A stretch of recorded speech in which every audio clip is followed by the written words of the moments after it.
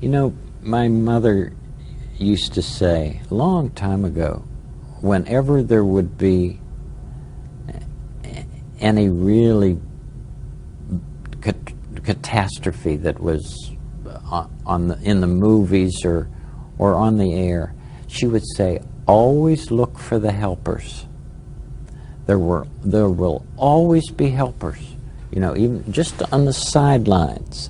That's why I think that if news programs could make a conscious effort of showing rescue teams, of showing who medical people, anybody who is coming into a place where there's a tragedy, to be sure that they include that.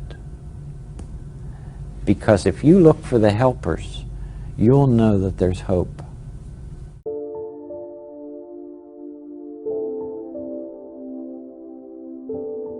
Our computer guidance is notoriously awful for saying exactly how much rain or how much snow is going to fall. But I can tell you that this sort of hints at the fact that we are going to have downpours and some big time rain. So we'll keep an eye out for the chance of flooding during the course of this week. I mean, I was getting ready for the paper, had all of this stuff about the state basketball, great stuff going on there. So I really didn't notice anything until Wednesday. They were talking about it, but the ball diamond and all that always fills up. So I wasn't expecting anything other than the normal. I wasn't expecting all this to come running all over the place. Just figured out it's just like they always say, the flood, the water will get down in the ball field. Okay, yeah, that's going to affect down south. That's going to affect the people by the creek. We might have some high water to deal with, but not anything like we got. And they were only calling for 1.5 inches of rain. So when everybody's telling me the next morning that, well, we got 3 inches north of Osmond and up by Wausau and everything, it kind of put a shock to me. We had the rain the night before, and I had water puddles standing in my yard. I didn't think anything of it. Yeah, so I went to work, like any other day. Wednesday was just a regular day. This is a possibility that this can happen. Water can come up, town could flood. He's not trying to scare anybody, right. But, it's a possibility. We were on the north end of it. We were the first part of it. There was a few towns involved the same time as us, but we didn't get quite the warning that a lot of towns did further downriver. And I don't know, we were kind of the start of it all, and that kind of caught us all a little bit off guard. We were warned, but we didn't realize the severity of it, Didn't really think much of it then, just kind of a weird situation. It'll go down, not a big deal, and water just kept coming up the whole day. It's about 10 o'clock, it started building up, and by noon, that's when it really jumped. So fast it wasn't even funny. By 10 o'clock, it was going over the bridges down here, South Osmond, and we were just kind of watching. It was out of control. I thought, it's probably getting pretty deep out there at the bridge. It always does. Figured, well, after lunch I'll run over there and maybe get a couple of pictures of the high water for the paper next week. Couldn't get there. But it wasn't too long after we decided that we had at least 3 foot before we had to worry about it coming in our doors, that I could see it coming up the sidewalk. And we knew we needed to move some stuff up because it looked like it was coming. It just kept getting worse and worse, so they went home, and I said, well, I heard that there was sandbagging going on, so I came over to the back of the fire hall to help sandbagging, and chaos just ensued that fast. Oh my God, this is unprecedented. I've never seen that, never heard of that. The bridges and stuff, but I've never seen it flood like this ever in Osmond. The water came up in the street higher than I've ever seen it, and we've been here for over 40 years, and it's never been the same. In fact, it was probably a foot higher than it ever been, ever. Maybe a little more than a foot. When the water then started getting across Main Street, that's when I said we need to get out of here and lock it up. Nobody would have ever thought that there'd be a raging river down our business street. we were really impressed with the turnout that we had with the fire department that, you know, take off work, take off whatever, and go to help. And they were pretty much on call for, what, the next 12 hours. And that was when it was coming up and almost to the corner then, and the firemen were stomping through it in their boots, and it was crazy then. I came home, they had let kids out of school. My son was home, Dylan was home, and we were just hanging out there. I said, well, let's go down to the ball diamond, you know, just to see how much water's down there. And we stepped out of the house and got to the garage, and I heard this noise. It sounded like the wind coming up. And I turned around and said, hey, there must be a storm coming in or something. And that's when I looked to the east, and that was all water that was coming in. It was chaotic. We were doing sandbags around town with a lot of good volunteers. And we literally, I was in the loader all afternoon, going around stealing sand piles from anybody who had a sand pile. We just took it. And they were doing sandbags. Once the word got out, there was volunteers from every direction, from in town, out of town, to, you know, mostly, I would say it was mostly the Osmond people that you've seen of all ages, from little ones up to the older ones, filling bags, hauling bags, doing, without even, no gripe, no complaint. What can we do? Where can we go? What can we, you know? And I'm like, okay, this can't be that bad. Boy, I met a lot of people. Be careful. Don't fall.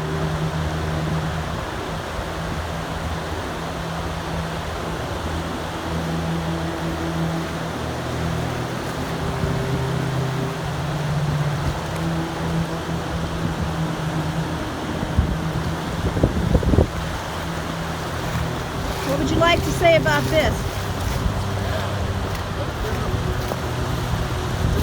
We could see that there wasn't going to be a dry spot for us to stand in or sit in or remain in. And so Julie flagged down a tractor loader, and I think it was from Lyndon Googles. And so she flagged them down, and they drove parallel to the building over here. And we had to go out that window, and I sent you a picture of that one too. That was our eventual escape route, and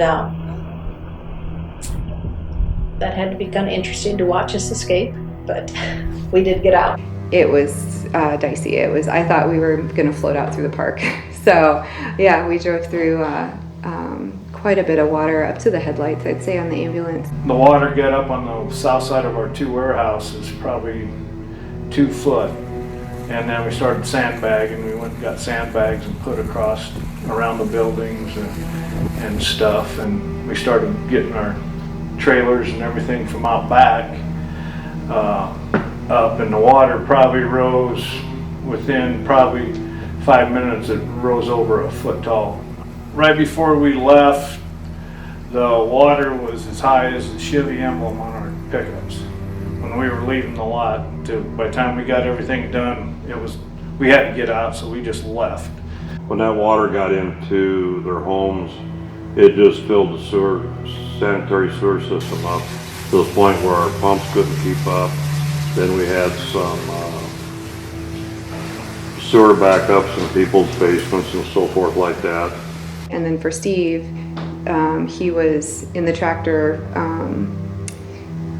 pumping the sanitary sewer. If they wouldn't have came out and helped assist with that, I don't know what would have happened. It would have been a lot more basements. We were seeing, you know, the barrels just floating by, big icebergs all over town, plus the snow, and it's like, you know, it was crazy out there.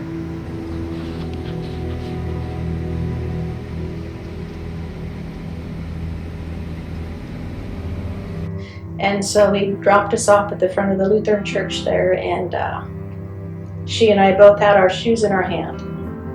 And we were walking barefoot up the ramp there going into the church. And we just looked at each other and started laughing. And I said, doesn't the Bible say, come unto me, ye who are weary and heavy laden? So there we went into the church. So they started banding together there to get blankets, pillows, food together for people that aren't able to get home. The response from this people was astounding. Astounding. It was great. It was awesome. Yeah, it's hard to describe, you know, what it feels like to have so many people just be there for the community. It was great. The people came in droves as soon as they could get to town, from all over. The community, the farmers around here, the country came in, other towns. That was kind of neat to see how much stuff got cleaned up that quick. Just drove door to door asking, what's your damage, what do you need?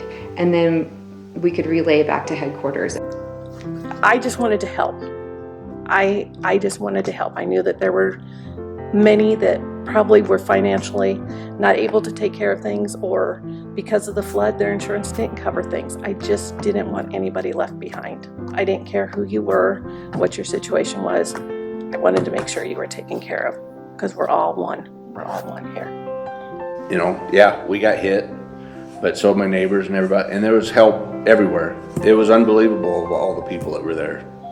We ended up piling it down there between Thompson's and Paul's shop, for the simple reason being we couldn't get up to the dump grounds because it was thawing a little bit and everybody's getting stuck. So we'd pile up there, get up early the next morning, haul out what we could up there until we couldn't go up there anymore.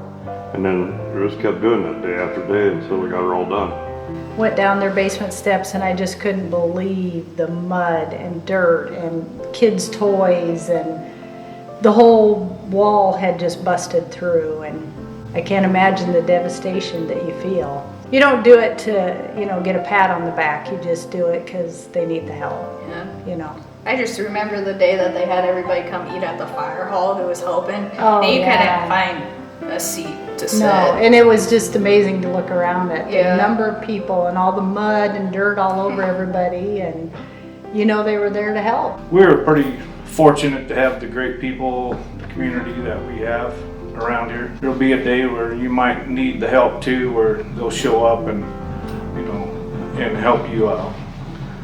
Volunteers is, I don't really know how to explain it, but they're the best. I mean, when you have a disaster, they seem like they just show up out of nowhere. You know, you've seen the struggles that people went through, and you learn not to judge so fast of people because you didn't know what was going on the other side. Going door to door, we were able to meet people that we have never met. And in Osmond, you think you know everyone. And there are a lot of people that live a quiet life, and it was nice to get to know them. You know, nice to know who lives where, and just that little bit of help and that little bit of outreach really can bring a community together. Sure, everybody working together side by side, people that you don't usually talk to, working beside them, getting to know them. So, you know, if it happens again, which I hope it don't, you know, you can count on them people being there to help you. It's the people you don't see or talk to every day are the ones that are there to help you. That means a lot. I had a gentleman the other day, he said, I don't know who those people were that come and help clean my business. He goes, but I would have never got it done. He goes, they didn't have to do that for me. I said, no, but people wanted to. It was kind of cool to be part of that. I mean, in all the devastation and stuff, there was a little bit of light at the end of the tunnel, and that was kind of neat. Yeah, we're lucky we live here. Really lucky. There's a lot of things that people do that you don't see. And that's what means a lot, you know, especially during Christmas. Helping people and helping those that need the help and not wanting any credit or anything for it. But I always thought it was really neat that the Sons of Legion comes together every year and does this for the people that need help. You know, can we solve the world's problems? No, we can't necessarily do that, but we can take care of some of the local needs and some of the local, not everything's a need. Sometimes it's just a matter of making people's lives a little easier or a little happier. It's nice to go there and be able to give back to the community that way. To me, it's the way he was raised in a small community. You always help each other out in good times and in bad and stuff, and this community's always done that. This is the way we were raised here in Nebraska. You just take care. You just take care of other people. You don't worry about what the reward is or no reward, or you just want to make sure you're supposed to take care of each other. It's just so beautiful how you trust that your work and your money will be put to good use, and you may never see the fruits of it. You may never see how it impacted someone and how it touched their hearts or how it made a difference in their lives, but it has a ripple effect, and you just know in your heart that someone benefited, even though you may never know exactly how, and you won't get that thanks. You won't get that that pat on the back or the recognition, but that's what makes it so beautiful, and that's what makes it special. I guess I wouldn't want to live anywhere else. When you know your neighbor and you know if you need help, your neighbor's going to be there to help you. Everyone says, I just feel that more people are speaking to other people, whether they didn't know them before or not. It didn't matter. Nobody was a stranger. It was overwhelming to see the community come together like that. To have the different fundraisers and so forth immediately. People didn't wait to see what's FEMA going to take care of, or what kind of disaster relief are we going to have. People needed to have the furnaces, they needed to have the water, the heaters, those types of things. They needed it. You can't wait to see what's FEMA going to do. And the funds were available to do that. I think a lot of times we take what we have for granted. We're all blessed here. We can't complain. I know a lot of times we still do, but it's always good to remember there could be a lot worse. And every once in a while you get a taste of that, like we did in March. It could be a lot worse, and be thankful for what you have, and thankful you're living in a place like this. I hope that it continues, that people do look for the ways that people are suffering even now in different ways that weren't from the flood, but from their own struggles. And I think that it's unfortunate we had to go through the flood, but it was so beautiful how it brings out that love for each other. I just feel blessed just being in this town, because I know that no matter what situation someone's in, you're going to be taken care of.